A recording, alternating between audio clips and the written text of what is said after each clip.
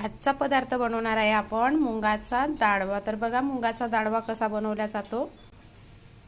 तर बघा आपण कढईमध्ये घेतलेला आहे तेल, आता त्यामध्ये टाकून घेऊया कांदा।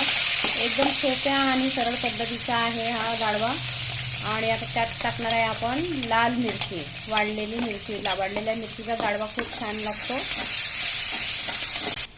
कांदा छान ब्राऊन कलरचा येऊ द्यायचा आहे आपल्याला आणि मिरची छान होऊ द्यायची आहे। लाल मिरची आहे, लवकरच जळते, म्हणून थोडा आधी कांदा होऊ द्यायचा, नंतरच मिरची टाकलेली आहे मी यामध्ये। हे बघा आपला कांदा आता छान झालेला आहे। आता त्यामध्ये आपण टमाटर टाकून घेऊया आणि छान परतून घ्यायचे आहे आणि होऊ द्यायचे त्याला टमाटरला चांगलं। हे बघा या पद्धतीने होऊ द्यायचे आहे आपले पूर्ण टमाटर। बघा किती छान शिजलेले आहे। आणि आता यात टाकूया आपण थोडी हळद, चवीपुरतं मीठ, आणि आता यात टाकून घेऊ आपण भिजलेली मुगाची डाळ।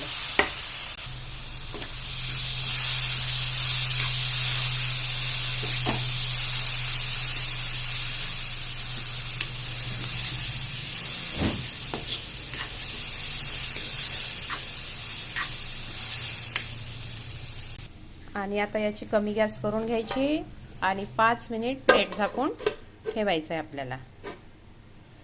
हे बघा 5 मिनिट झालेले आहे, आपण प्लेट काढून घेऊया। तर बघा या पद्धतीने झाला आपला दाळवा तयार।